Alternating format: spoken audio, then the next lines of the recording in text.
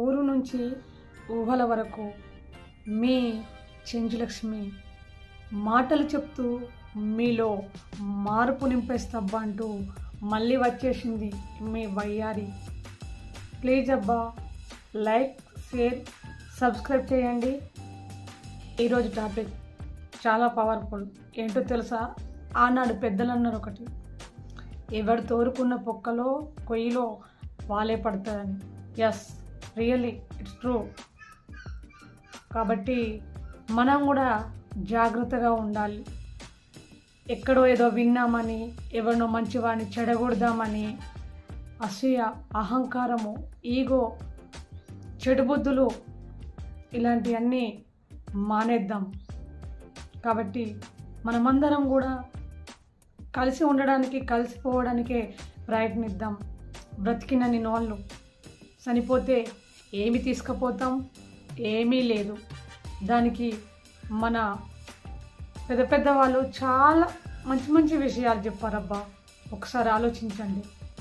మీరు ఇతరులకు ఎంతగానో చెడు చేయాలని చూసినా, ఒకరికి నష్టం కలిగించాలని చూసినా, మంచివాడిని విడగొట్టాలని చూసినా జాగ్రత్త. గుర్తుంచుకో, దేవుడు అనేవాడు ప్రతిదీ చూస్తున్నాడు. జాగ్రత్త.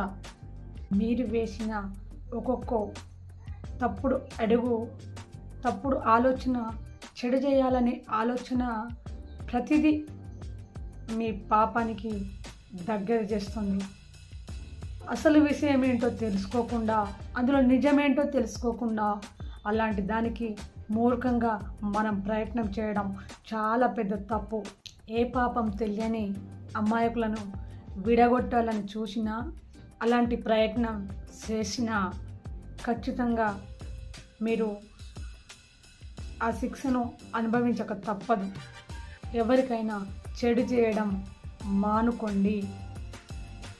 తప్పుడు మాటలు వినడం మానుకోండి. తప్పుడు మాటలు చెప్పడం కూడా దయచేసి మానుకోండి ప్రియతమా. అప్పుడు మాత్రమే దేవుడు మీ జీవితాన్ని దీవిస్తాడు. అన్నీ మీకు బాగుగానే జరుగుతాయి. ఇది ఖచ్చితంగా, ఇది రియల్ స్టోరీ. మా తాత చెప్పారు.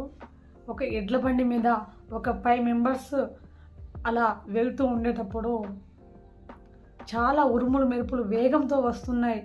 అందులో వాళ్ళకు ఖచ్చితంగా తెలిసింది ఎవరికో ఒకరికి ఉరుము వేస్తుంది అనే ఆలోచనతో అందులో అరే ఈయన వల్లే అని ఒకరి మీద ఒకరు నిందలు వేస్తూ ఉండగా వాళ్ళు ఉరుములు మెరుపులు మెరుస్తున్నాయి కానీ పిడుగు మాత్రం వెయ్యలేదు. అప్పటికి వాళ్ళు అందరు కూడా గునుక్కోవడం, సనుక్కోవడం ఆపేసుకొని ఒక నిర్ణయానికి వచ్చారు. ఒక్కొక్కరు ఈ ఎడ్ల బండి దిగి ఆ చెట్టు దగ్గర వెళ్ళండి అని వాళ్ళు నిర్ణయించుకొని ఆ నిర్ణయం తీసుకున్నారు.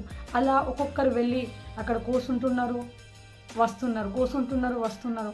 అలా లాస్ట్ క్యాండిడేట్ అతను వెళ్ళి అక్కడ కూర్చోగానే ఇక్కడ ఎడ్ల బండికి పిడుగు వేసి అందులో ఉన్న వ్యక్తులందరూ కూడా మరణించడం జరిగింది. గుర్తుంచుకోండి, అతని వల్లే వీళ్ళందరూ బతకారు కానీ అతని మీద నిందలు వేస్తున్నారు. అందుకోసం ఎవరిని నిందించకండి, సులకన భావం చూడకండి. ఎవరి వల్ల మనం బతుకుతున్నామో, ఎవరి వల్ల మనకు సహాయం అందుతుందో అది గుర్తుంచుకొని ఆ గుర్తుని, ఆ మేలుని మర్చిపోకుండా సహాయం చేయండి, హెల్ప్ చేయండి. వాళ్ళకు ఎప్పుడు కూడా మంచి చేసిన వాళ్ళకి మంచి చేయండి.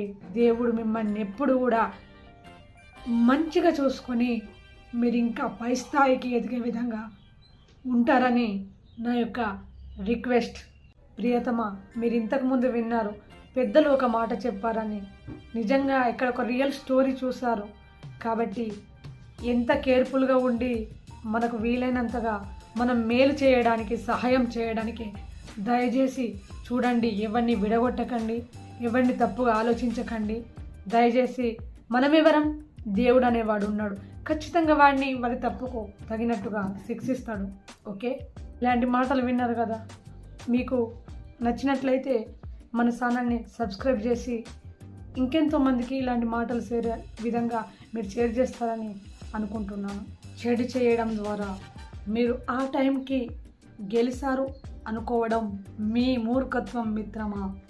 చివరికి దేవుడి శిక్ష మాత్రం తప్పదు మిత్రమా. ఇది మాత్రం 100% నిజం నిజం నిజం. Okay, thank you.